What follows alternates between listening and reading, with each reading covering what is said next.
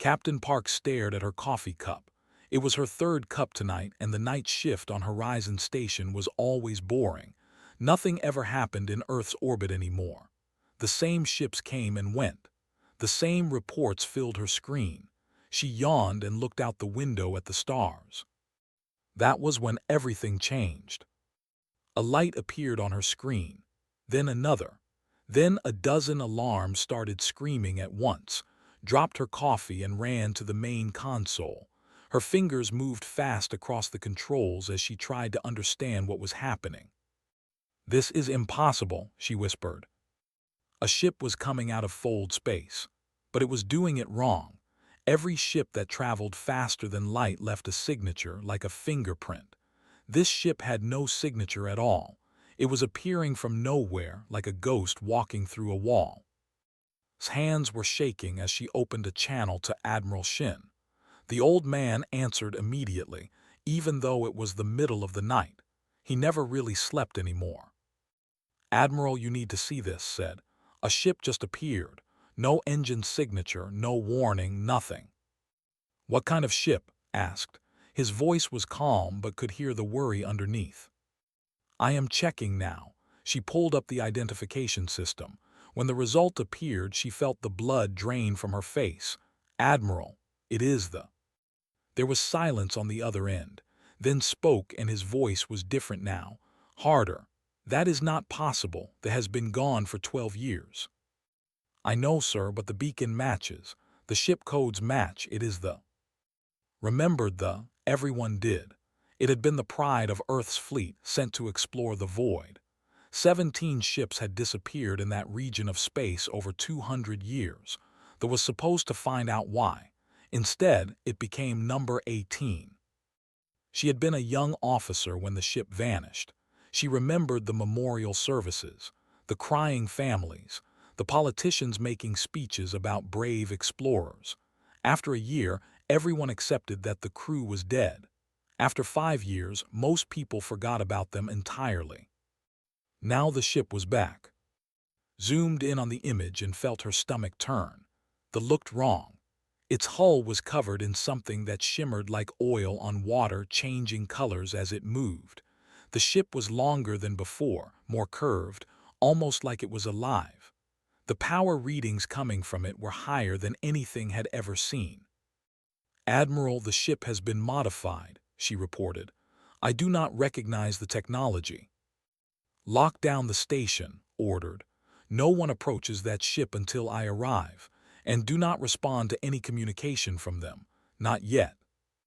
But they did not wait for permission. Before could move, every speaker on the station crackled to life. Every screen displayed the same image. A woman's face appeared and recognized her immediately. Commander Han, the captain of the— She looked exactly the same as she had 12 years ago. The same sharp eyes, the same confident smile, not a single gray hair or wrinkle. She had not aged at all. "Earth Command, this is Commander Han of the UES," the woman said. Her voice was calm and warm. "We have returned. We bring gifts. Humanity must prepare." Then the screen went black. Sat in her chair trying to process what she had just seen. Around her, the station was in chaos. Officers were shouting into communicators. Alarms were still ringing. Someone was crying. Admiral arrived 20 minutes later. His face was like stone as he walked into the command center. He was an old man now, with white hair and deep lines on his face. He had been a young captain when they disappeared. He had known Commander Han personally. "Show me everything," he said quietly. Played back the recording, watched without speaking. When it finished, he watched it again, then a third time. "She has not aged," he finally said. "No, sir." "The ship has been changed." "Yes, sir." Walked to the window. There was visible now, floating peacefully in the distance. It looked beautiful and terrifying at the same time. 12 years, said softly. 12 years we thought they were dead. I went to every funeral. I told every family how sorry I was. He turned to face. And now they come back looking like they left yesterday, carrying technology we have never seen, and they tell us to prepare. Prepare for what? I do not know, sir. Was quiet for a long moment. When he spoke again, his voice was firm. Full quarantine. No ship comes within 10 kilometers of the.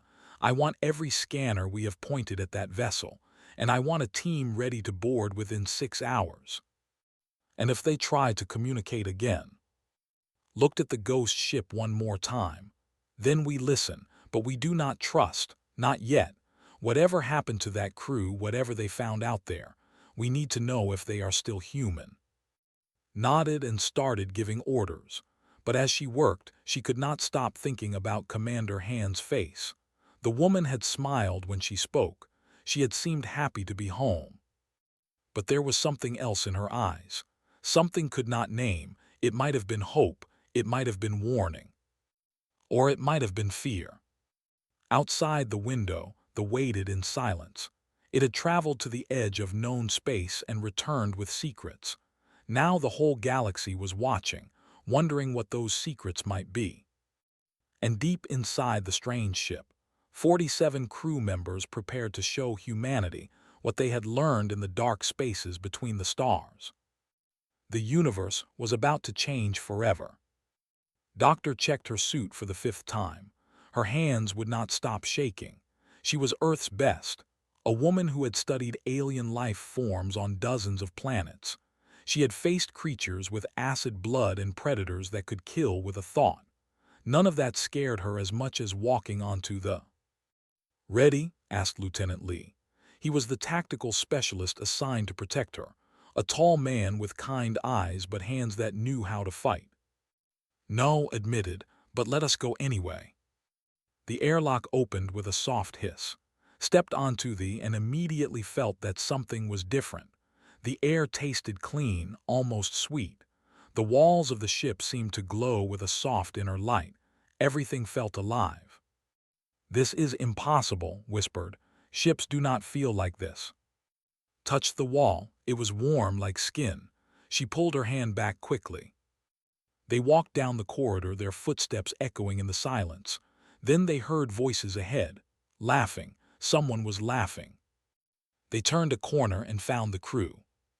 47 people sat in the main hall, eating breakfast like it was a normal day. They wore clean uniforms. Their hair was neat. They looked healthy and happy, and not one of them had aged. Commander Han stood up when she saw the visitors. She walked over with a warm smile and extended her hand. "Dr. Lieutenant Lee, welcome aboard. I know you have many questions." Stared at the commander's hand. She did not take it.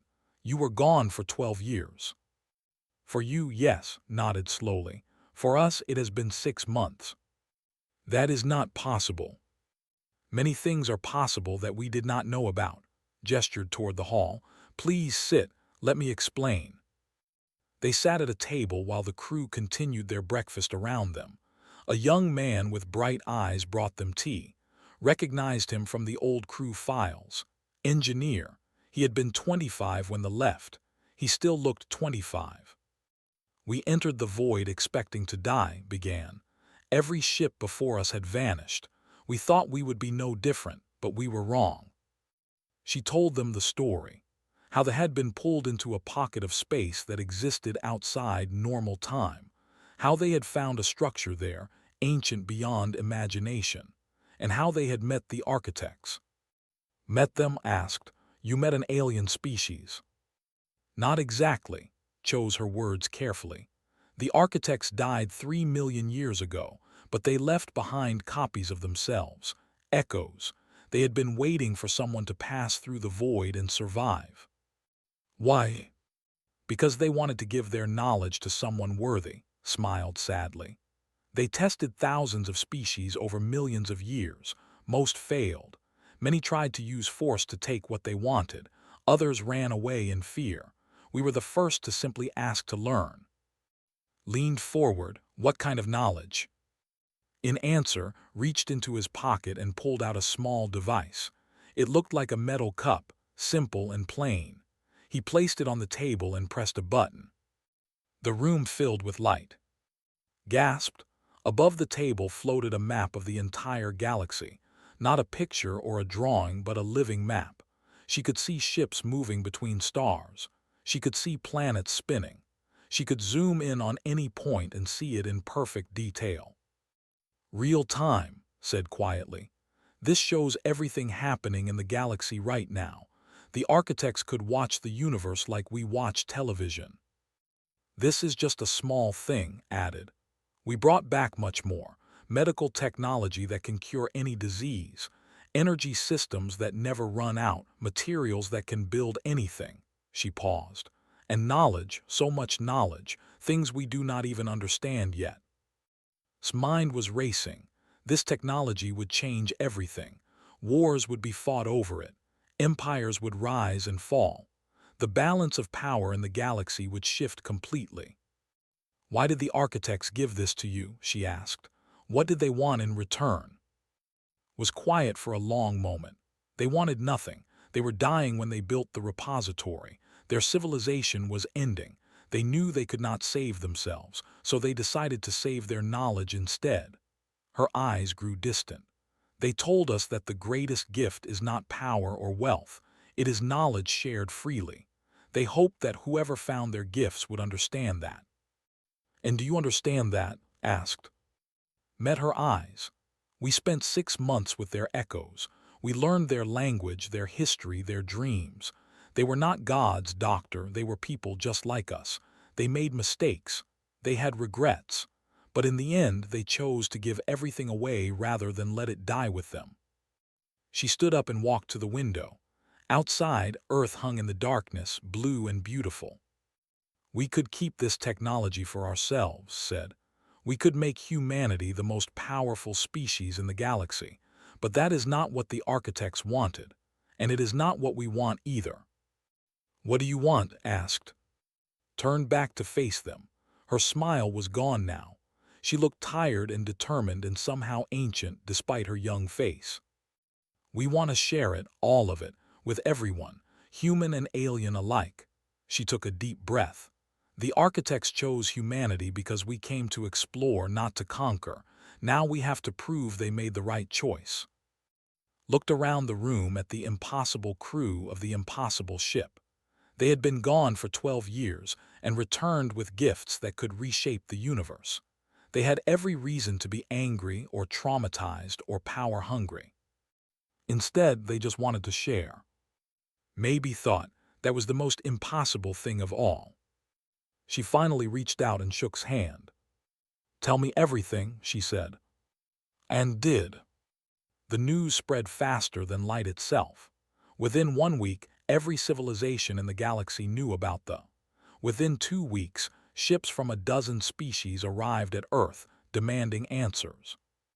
Ambassador had not slept in 3 days. She stood in the United Earth Council chamber watching aliens file through the doors. Some walked on legs, some floated, some crawled. All of them looked angry. Had spent her entire career building peace between species. She had negotiated trade deals and ended small wars. She had smiled through insults and threats, but this was different. The stakes had never been this high. The delegate entered first. His body was made of living crystal that pulsed with colored light. His species had spent 800 years developing faster-than-light communication. They had returned with technology that made their life's work look like a child's toy. "Ambassador," they said, his voice sounded like glass breaking. "You understand why we are here." "I do," replied calmly. "Please sit, we have much to discuss." More delegates arrived. The hegemony sent a warrior covered in black armor, his face hidden behind a metal mask. They sent a creature that looked like a floating jellyfish, its thoughts translated by a small machine. Species that had not spoken to each other in centuries now sat side by side, united by fear of what humanity had become. "Let us be direct," they said when everyone was seated. "You have technology that threatens the stability of the galaxy, technology that you did not create and do not deserve. We demand that you surrender it immediately." Had expected this. She kept her face pleasant. With respect, delegate, we did not steal anything. This technology was given to us freely. By whom? The warrior demanded. His voice was like gravel. By the architects. Laughter filled the chamber.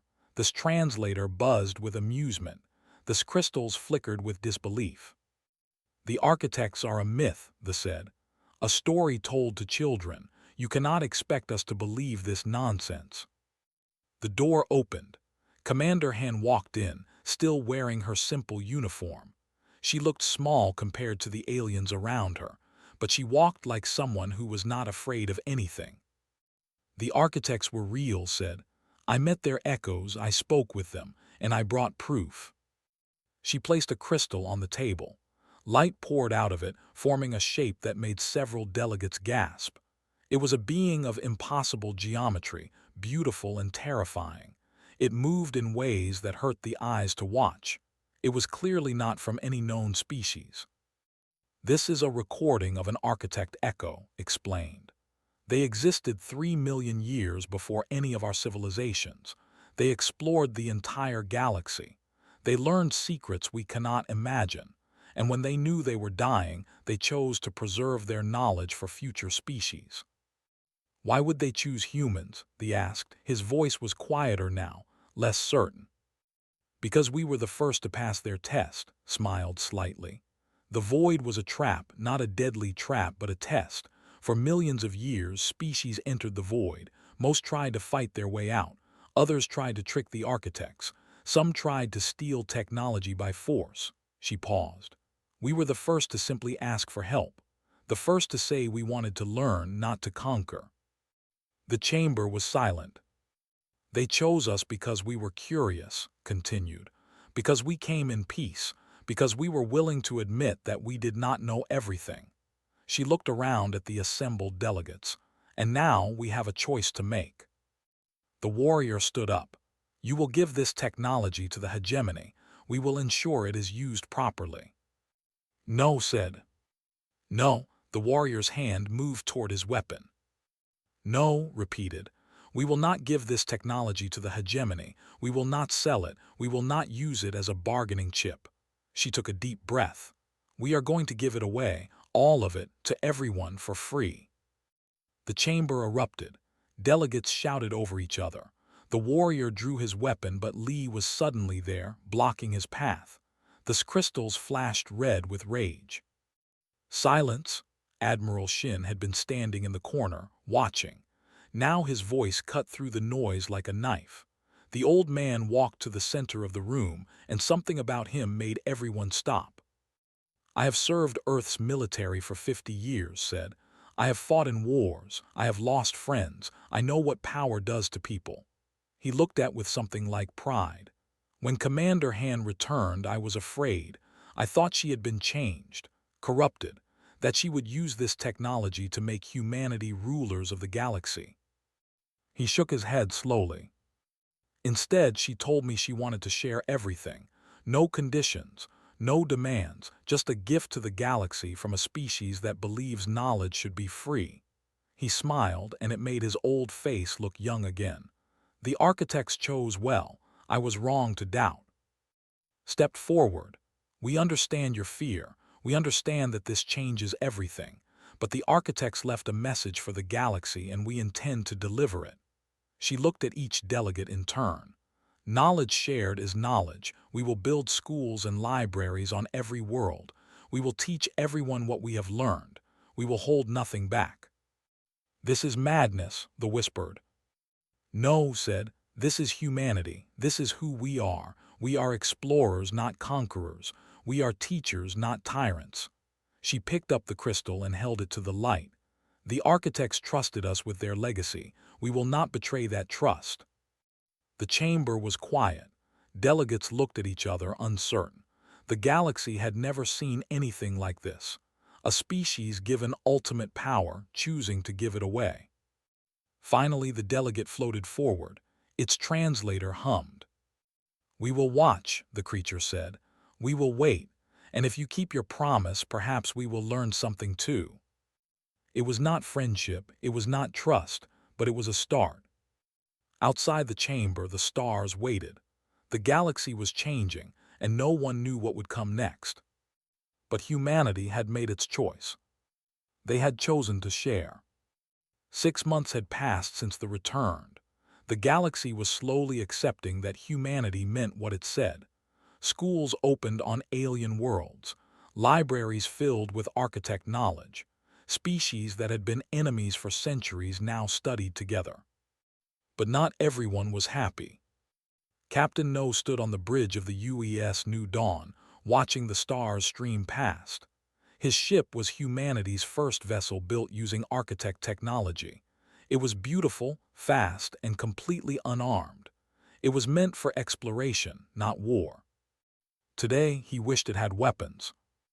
"Captain, I count 12 ships," reported Navigator Moon. Her voice was steady but could see her hands trembling. "Hegemony, warships, all of them. They appeared from behind the moon." Looked at the tactical display. 12 red dots surrounded his single blue one. The ships were massive, covered in weapons. They could destroy the New Dawn in seconds. "They are not here for us," Engineer said quietly. "The old crew member from the had volunteered for this mission. Look where they are heading." Followed his gaze and felt his blood turn cold. Below them was Haven 7, a small colony world. 300,000 people lived there, humans and aliens together. Families, children, people who had nothing to do with galactic politics. "They want to send a message," realized. "They cannot attack Earth directly, so they will destroy a colony instead. They want to show that humanity's protection means nothing." "Captain, what do we do?" asked. Stared at the screen. His ship could not fight 12 warships. It could not even fight one. If he tried to intervene, his crew would die. If he ran, 300,000 innocent people would die. He thought about what Commander Han had told him before this mission. The architects did not believe in weapons, she had said, but they believed in protection. They believed that the strong should shield the weak, not destroy them. Said slowly, "The architect technology on this ship, can it be used for defense?" His eyes widened. "Captain, we have never tested the full capabilities. We do not know what might happen." "I know," turned to face his crew. They were young, most of them, scared. But they had volunteered for this mission because they believed in what humanity was trying to do. "But I did not join the fleet to watch innocent people die. If there is something we can do, we have to try." Nodded slowly. His fingers began moving across his console. "The architects built their technology around harmony. Everything works together like music. If I can link our shields to the main power core using architect principles." He paused. "I think I can create something. But Captain, I honestly do not know what it will do." "Do it." The New Dawn moved forward. On the tactical display, the 12 warships adjusted their course. They had noticed the small Earth vessel. They probably thought it was suicide. Maybe they were right. "Channel open to the flagship," reported. Straightened his uniform. "Commander, this is Captain No of the UES New Dawn. You are approaching a protected colony. I am requesting that you change course immediately." Static, then a harsh voice filled the bridge. "Human, you are in no position to make requests. Your ship carries no weapons. Your fleet is far away, and your precious colony has no defenses." "You are right," admitted. "We have no weapons, but I am asking you anyway, please turn back. There are children on that planet." The commander laughed. It was an ugly sound. "Children die in war. That is how the galaxy works. Your species should have learned that before you tried to change everything." The communication cut off. On the screen, the warships began charging their weapons. In minutes, they would be in range of Haven 7. He asked. "Ready, Captain, I think." Closed his eyes for a moment. He thought about his family back on Earth. His parents, his little sister. He thought about the colonists on Haven 7, probably looking up at the sky right now, wondering if anyone would save them. "Do it." Pressed a button. The New Dawn sang. That was the only way to describe it. A sound filled the ship, not heard with ears but felt in bones. It was beautiful and ancient and powerful. Light burst from the hull, spreading outward like ripples in water. The light touched the first warship, then the second, then all 12, and they stopped. Watched in amazement, the ships hung frozen in space. Their weapons powered down, their engines went silent. They were not destroyed, just stopped, suspended like insects in amber. "What did we do?" whispered. "I do not know," admitted. "The architect technology responded to our need. It created some kind of field that neutralizes aggression." He looked at his hands like they belonged to someone else. They really did not believe in weapons, but they found a way to stop violence without causing more violence. Stared at the frozen warships. Inside them, thousands of warriors were probably panicking, unable to understand why their ships had stopped working. "Open a channel," he ordered. "Channel open." Spoke slowly and clearly. "Commander, this fight is over. Your crews are safe. Your ships are undamaged. When you agree to leave this sector peacefully, they will be released." Silence. Then the commander's voice returned. He sounded different now, smaller. "How did you do this? You have no weapons." "We do not need weapons to protect people," said. "We need the will to stand between the strong and the weak. That is what humanity offers. Not power, protection." He paused. "Go home, Commander. Tell your leaders what happened here. Tell them that the galaxy is changing and they can change with it or be left behind." More silent, then quietly, "Release my ships." "Do I have your word that you will leave peacefully?" A long pause. "You have my word." Touched his console. The light around the ships faded. One by one, their engines came back online. They turned slowly, moving away from Haven 7, moving away from the new dawn. As the last warship disappeared into fold space, let out a breath he did not know he was holding. "Captain," said, "we are receiving a message from Haven 7. "Put it through." A child's voice filled the bridge. "Hello, is someone there? My mom said someone saved us. She said to say thank you." Smiled. His eyes were wet, but he did not care. "You are welcome," he said softly. "Tell your mom that the new dawn says hello, and tell her that nobody is going to hurt you. Not today, not ever." He cut the channel and looked at his crew. They were crying too, but they were also smiling. Today they had proven something. Humanity did not need to be the strongest. They just needed to be brave enough to stand up when it mattered. That was enough. That was everything. 1 year had passed since the return from the void. Doctor stood at the observation window of the Architect Memorial Station, watching ships arrive from across the galaxy. A crystal ship docked next to a transport. A vessel floated beside a human freighter. Species that had been enemies for thousands of years now traveled together, learned together, grew together. The station floated in the void, built around the ancient repository where the crew had first found the architect knowledge. It had become the most important place in the galaxy. Every day, thousands of beings arrived to study, to learn, to share. Was the station's director now.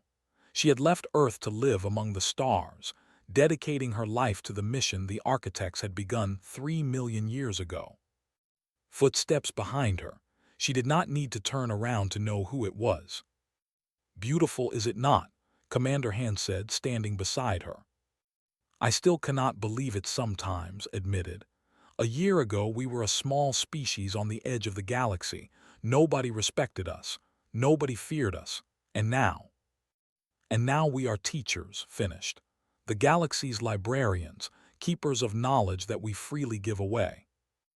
They watched together as a young warrior walked past the window, deep in conversation with a human student. The warrior had removed his helmet. His face was, but his eyes were curious.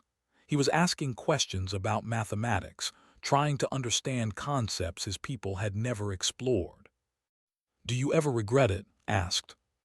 Considered the question. "Sometimes I wonder what would have happened if we had chosen differently, if we had kept the technology for ourselves. We could have built an empire. We could have ruled the galaxy. Would that have been so bad? Yes, his voice was firm. The architects showed me what happened to species that hoarded power. They grew strong, then corrupt, then weak. They fell one by one, destroyed by their own greed. She shook her head. We would have been no different. Power without wisdom is poison. A bell chimed softly. Admiral Shin was about to give his speech in the central hall. The two women walked together through corridors filled with beings from every corner of the galaxy. The central hall was enormous, designed to hold thousands. Today it was full. Saw humans sitting beside, warriors sharing benches with floaters. Young and old, predator and prey, all gathered to hear what the old admiral had to say. Walked to the podium. He looked older than ever, his white hair thin, his back slightly bent. But his eyes were still sharp. His voice was still strong. 1 year ago, he began, a ship returned from the dead. It carried technology that could have made us gods, and instead of keeping that power, we gave it away. He smiled. I thought we were crazy. I thought we were throwing away the greatest advantage any species had ever received. He paused, looking out at the gathered crowd. I was wrong. A murmur passed through the hall, raised his hand for silence. Look around you. Look at who sits beside you. A year ago, thee and the were preparing for war. Now their children study together. A year ago, they had not spoken to outsiders in 3 centuries. Now they share their poetry with the galaxy. His voice grew stronger. We did not become powerful by hoarding knowledge. We became powerful by sharing it. We became necessary. He raised a glass. The liquid inside caught the light of distant stars. To the architects who trusted us with their legacy, to Commander Han and the crew of the who brought that legacy home, and to every being in this hall from every world and every species. He drank. May we continue to learn from each other. May we continue to grow together. And may we always remember that the greatest power is not the ability to destroy, but the courage to build. The hall erupted in applause. Clapping hands, clicking claws, pulsing lights, humming translators, all joined together in celebration. Later that night, found alone on the observation deck. The commander was staring out at the void, her face lit by distant stars. The architects said quietly, did they really plan all this? Did they know we would share? Was silent for a long moment. They hoped. They told me something before we left the repository, something I never told anyone else. What? They said they had watched thousands of species find their gifts over millions of years. Most tried to use the technology to dominate others. Some tried to hide it to protect themselves. A few destroyed themselves fighting over it, turned to face. We were the first to ask a different question. What question? When we received their gifts, we did not ask how we could use them to gain power. We asked how we could give them to everyone, smiled. That is what they were waiting for. 3 million years, and we were the first. Let that sink in. So they chose us because we wanted to share. They chose us because we believed that knowledge belongs to everyone. That progress only matters if everyone can progress together. Looked back at the stars. Maybe that is what makes us human. Maybe that is what makes us worth knowing. Far below, in the station's libraries and classrooms, beings from across the galaxy were learning and teaching, arguing and agreeing, growing beyond what they had ever been. The old divisions were fading. Something new was being born. Thought about the journey that had brought them here, a lost ship, an ancient civilization, a choice to share instead of hoard. It seemed so simple when she put it that way. But simple choices could change everything. The universe is very large, said quietly, and we are very small. Yes, agreed, but we do not have to stay small, none of us do, not anymore. They stood together in silence, watching the galaxy spin slowly around them. Somewhere out there, on 1,000 different worlds, children were learning things their parents had never dreamed of. Scientists were solving problems that had seemed impossible. Artists were creating beauty that crossed all boundaries. It had started with a ship called, and a crew of 47 humans who chose to explore the unknown. It would continue for as long as there were minds willing to learn and hearts willing to share. That was humanity's gift to the galaxy. That was the human way. And it was only the beginning.